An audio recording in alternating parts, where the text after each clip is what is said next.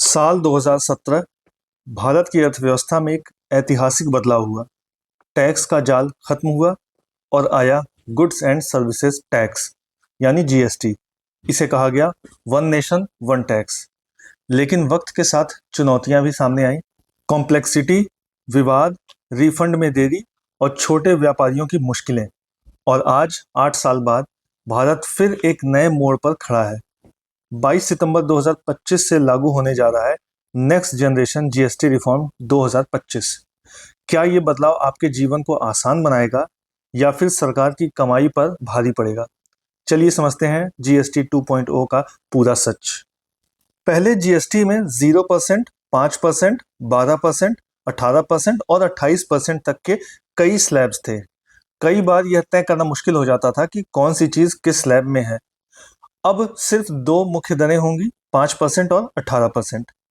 5% रोजमर्रा की जरूरी चीजें जैसे खाने पीने का सामान, दवाइयाँ, इंश्योरेंस, शिक्षा जैसी सेवाएं होंगी, जबकि 18% में बाकी सभी सामान्य गुड्स और सर्विसेज होंगी। वहीं लग्जरी गुड्स और सिन गुड्स जैसे कि पान मसाला, सिगरेट, गुटखा, महंगी कारों पर 40% टैक्स लगाया जाएगा। इससे टैक्स प्रणाली होगी सपाट, सरल और निष्पक्ष। अब 100% डिजिटल जीएसटी फाइलिंग लागू होगी। पेपर वर्क घटेगा और एमएसएमईज को आसानी होगी। रियल टाइम बिलिंग और इनवॉइस मैचिंग ताकि टैक्स चोरी रोकी जा सके। इसके साथ फास्ट ट्रैक रिफंड सिस्टम भी होगा। पहले जहां रिफंड महीनों तक अटका रहता था, अब कुछ ही हफ्तों में रिफंड मिलेगा। आर्टिफिशियल इंटेलिजेंस और डेटा एनालिटिक्स का इस्तेमाल होगा ताकि फर्जी बिलिंग और फर्जी कंपनियों की पहचान तुरंत हो सके।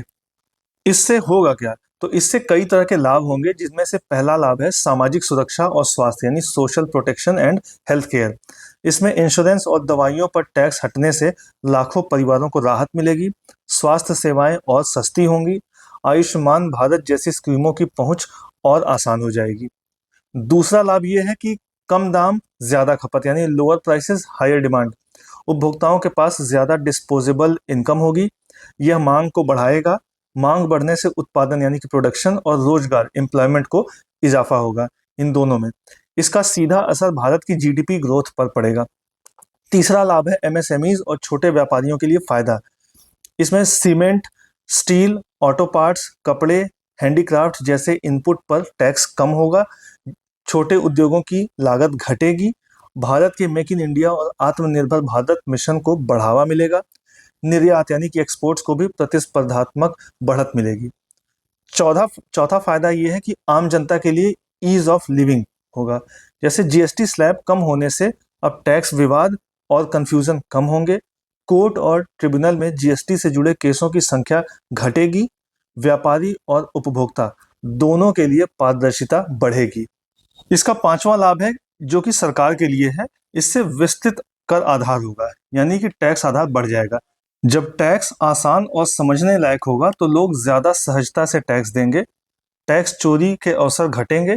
लंबी अवधि में सरकार की आय और मजबूत होगी। लेकिन ऐसा नहीं कि इसके सिर्फ लाभ ही हैं, इसमें चुनौतियां भी कई तरह की हैं।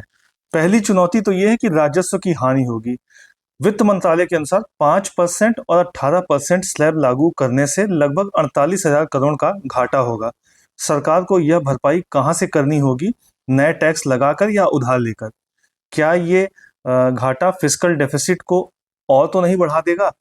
दूसरी चुनौती है आईटीसी यानी इनपुट टैक्स क्रेडिट हटने की दिक्कत। हेल्थ केयर प्रोडक्ट और इंश्योरेंस पर आईटीसी हटने से कास्केडिंग टैक्स की समस्या होगी, यानी व्यापारी को टैक्स पर टैक्स देना पड़ेगा। इसका असर कीमतों पर पड़ेगा जो आम जनता तक जाएगा। तीसरा चैलेंज है प्रॉफिट पास ऑन का मुद्दा। पहले जब टैक्स घटता था तो कंपनियों पर जिम्मेदारी थी कि वह कीमत घटाएं। इसके लिए नेशनल एंटी प्रॉफिटरिंग अथॉरिटी यानी एनएए बनाई गई थी। लेकिन अब इस संस्था का भविष्य अनिश्चित है। सवाल है, क्या कंपनियां वाकई टैक्स का फायदा उपभोक्ताओं को देंगी या अपने प्रॉफिट बढ़ाएंगी? चौथी जो चुनौती है वो है बदलाव का ट्रांजिशन पीरियड, यानी पुराने जीएसटी से नए जीएसटी में आने के लिए व्यापारियों और कंपनियों को समय लगेगा। सॉफ्टवेयर, अकाउंटिंग और स्टाफ ट्रेनिंग पर खर्च होगा। छोटे व्यापारियों के लिए यह एक चुनौती हो सकती है। दुनिया के कई देशों ने पहले ही दो दर संरचना या सिंगल टैक्स रेट लागू कर दिया है। कनाडा और ऑस्ट्रेलिया, वहाँ जीएसटी वैट सरल है। भारत जैसे बड़े और विविधतापूर्ण देश के लिए यह प्रयोग बड़ा लेकिन जरूरी कदम है। अगर यह सुधार सफल होता है तो भारत निवेश के लिए और आकर्षक बनेगा। सरकार आगे चलकर डिजिटल रूपी और जीएसटी सिस्टम को जोड़ सकती है। हर ट्रांजैक्शन पारदर्शी होगा। टैक्स टू जीडीपी रेशियो बढ़ने से भारत की वैश्विक रेटिंग पर भी असर होगा। लंबे समय में यह सुधार भारत को $5 ट्रिलियन इकोनॉमी बनने की दिशा में मदद कर सकता है। तो इस तरीके से जीएसटी रिफॉर्म 2025 एक तरफ आम आदमी के लिए राहत, दवाइयां और इंश्योरेंस टैक्स फ्री, छोटे व्यापारियों को प्रतिस्पर्धा में ताकत, और दूसरी तरफ सरकार को राजस्व का भारी घाटा। क्या यह सुधार भारत को ईज ऑफ डूइंग बिजनेस और ईज ऑफ लिविंग दोनों में नई ऊंचाई देगा, या फिर आने वाले सालों में सरकार को फिर से टैक्स दरें बदलनी पड़ेंगी? एक बात तय है, जीएसटी का यह नया अध्याय सिर्फ टैक्स सुधार नहीं, बल्कि भारत की अर्थव्यवस्था को सरल, पारदर्शी और न्यायपूर्ण बनाने की कोशिश है। अब देखने वाली बात यह है कि 22 सितंबर 2025 से शुरू होने वाला यह नेक्स्ट जनरेशन जीएसटी भारत की आर्थिक यात्रा में नया मोड़ साबित होगा, या सिर्फ एक और प्रयोग। तो अगर आपको वीडियो अच्छा लगा तो लाइक, शेयर और कमेंट करें। इसी तरह के और भी अपडेट्स जानने के लिए सब्सक्राइब करें एजलेसनेस।